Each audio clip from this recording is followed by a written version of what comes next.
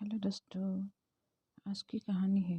संबंध बनाते वक्त पति करता था ये हरकत, पत्नी ने तोड़ दिया रिश्ता। अगर आप लोगों को मेरी कहानी अच्छी लगी तो प्लीज़ मेरे चैनल को सब्सक्राइब कर दीजिए। आप लोग सब्सक्राइब ही नहीं करते तो मैं आगे कैसे बढ़ूँगी। प्लीज़ सब्सक्राइब कर दीजिए और बाजू के बेल आइकन को प्रेस कर दीजिए। आइए कहानी को सुनते हैं। मुझे ऐसा लग रहा था कि वो रात बीतेगी नहीं। मेरा सिर फट रहा था और मैं लगातार रोए जा रही थी। रोते रोते जाने कब आँख लग गई। सुबह 6 बजे नींद खुली तो मेरा पति सामने था, पिछली रात का सवाल लिए।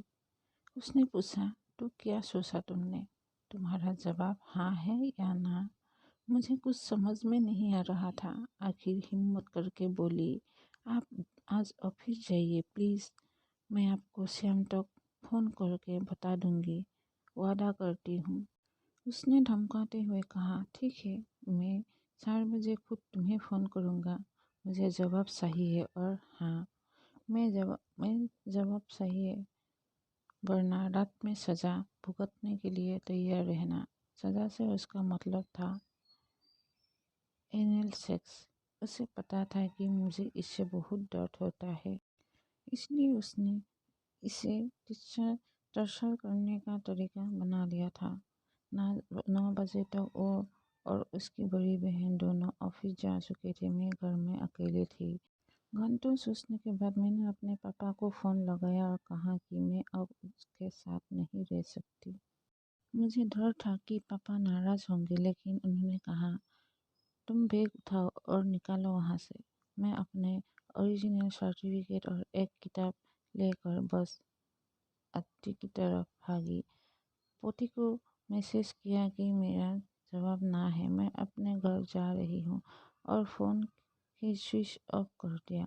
थोड़ी देर बाद मैं अपनों के बीच अपने घर थी। मैंने शादी के 2 महीने में ही अपने पति के घर छोड़ दिया था। मेरा पति साहिल, जिससे मैं आज से तकरीबन 3 साल पहले ग्रेजुएशन के आखिरी साल में मिली।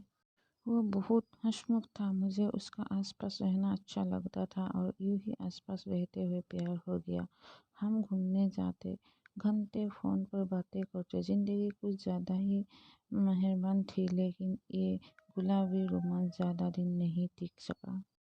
धीरे धीरे मुझे लगने लगा कि ये वो बराबरी वाला रिश्ता नहीं है जो मैं चाहती थी। ये रिश्ता ऐसा ही होता जा रहा था जैसा मेरे मम्मी और पापा का था। फ़र्क इतना कि मम्मी कुछ नहीं कहती थी और मैं शुक्र नहीं पाती थी। पापा छोटी छोटी बातों को लेकर मम्मी पर सीखते, हाथ उठाते। मम्मी बस रोती रहती। साहिल के साथ बहस होती तो वो अक्सर धक्का मुक्की पर उतर आता और ज़बरदस्ती करीब आने की कोशिश करता। मैं मना करती तो सीखता सिलाता है। एक बार उसने मुझसे पूछा, अच्छा बताओ, अगर मैं कभी तुम पर हाथ उठाऊं तो? मैं हैरान रह गई। वो मुश्किल अपने गुस्से को काबू में कर बोली, मैं उसी दिन तुमसे अलग हो जाऊंगी। उसने तपाक से कहा, इसका मतलब तुम मुझसे प्यार ही नहीं करती? प्यार में तो कोई शर्त नहीं होनी चाहिए। इसके बाद तकरीबन 1 महीने तक हमारी बोलचाल बंद रही। धीरे धीरे लड़ाइयाँ बढ़ने लगी। कई बार मैंने रिश्ता ख़त्म करने की कोशिश की, लेकिन हर बार वो माफ़ी मांग लेता था। मैं इतनी परेशान हो गई कि आखिर मैंने शादी के लिए हाँ भी भर दी। मैं तैयार तब भी नहीं थी, और साहिल का वादा कि वो कोई ऐसा काम नहीं करेगा जिससे मुझे दुख हो, पर भरोसा भी नहीं था। शादी के बाद मेरा डर सच बनकर सामने आने लगा। साहिल मुझे कठपुतली की तरह अपने इशारों पर नचाने लगा। मुझे कविताएं लिखने का शौक था। मैं फेसबुक पर अपनी कविताएं शेयर करती थी। उसने इस पर रोक लगा दी। मैं वही कपड़े पहन सकती थी जो वो चाहता था। मुझे याद है कि एक बार उसने कहा था, रात तक अपनी पढ़ाई लिखाई का काम निबट कर बैठा करो, मुझे खुश नहीं रखोगी तो मैं कहीं और जाऊंगा। वो कहता है कि उसे खुश नहीं कर पाती हूँ, इसलिए पॉर्न देखकर कुछ सीखने की नसीहत देता, और फिर उसके सिर पर हीरो बनाने की शौक सवार हो गया। वो मुझे छोड़कर मुंबई जाना चाहता था। उसने कहा, तुम यही रहकर नौकरी करो और मुझे पैसे भेजना, फिर मैं तुम्हारे नाम पर लोन लेकर घर भी खरीदूंगा। इसके लिए उसे मेरी हामी चाहिए थी। उस रात हाँ सुनने के लिए उसने मुझे धक्का देकर बेड पर गिरा दिया और फिर ज़बरदस्ती करने की कोशिश की। बस एक हद पार हो गई। उसी रात की अगली सुबह मैंने अपने पति को छोड़ दिया। मैं पढ़ी लिखी लड़की थी, खुद कमा सकती थी, अपने दम पर जी सकती थी। फिर भी जब मैं साहिल का घर छोड़कर निकली तो लगा जैसे मेरा कलेजा मुंह को आ रहा था।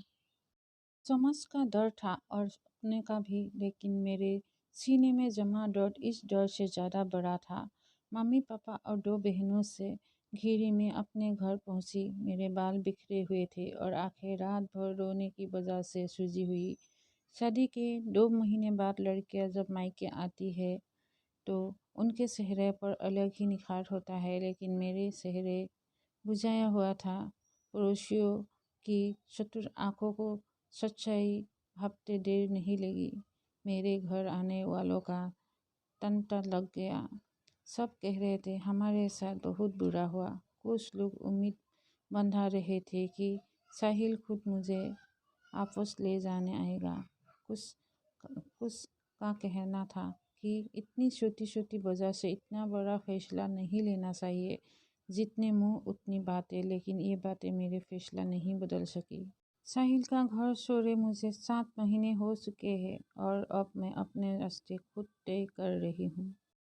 मुझे फेलोशिप मिली है, मैं नौकरी कर रही हूँ और साथ में पढ़ाई भी। इन सब के साथ पुलिस थाने और कोर्ट के चक्कर लगते रहते हूँ, क्योंकि अभी कानूनी तौर पर तलाक की प्रक्रिया पूरी नहीं हुई है। अब भी मैं कई बार छोटे छोटे चक्कर उठ जाती हूँ। अब भी मुझे बुरे सपने आते हैं। जो कुछ मेरे साथ हुआ उसे मैं अब भी भूल नहीं पाई हूँ, लेकिन आगे बढ़ने की मेरी कोशिश जारी है। रिश्तों और प्यार से मेरा भरोसा डगमगाया जरूर है, लेकिन टूटा नहीं है। मैंने सोचा है कि खुद को कम से कम 3 साल का वक्त दूंगी। इस दौरान मैं अपना सारा प्यार खुद पर लौटाऊंगी और खुद को मजबूत बनाऊंगी। मुझे खुद पर फख्र है कि मैं चुप नहीं रही, घुटती नहीं रही, बल्कि वक्त रहते इस रिश्ते को तोड़ दिया। इसलिए मुझे यकीन है कि मेरा आने वाला काल मेरे अतीत और वर्तमान से बेहतर होगा। अगर आप लोग को मेरी ये कहानी अच्छी लगी तो प्लीज़ मेरे चैनल को सब्सक्राइब कर दीजिए, लाइक कर दीजिए, बाजू के बेल आइकन को प्रेस कर दीजिए।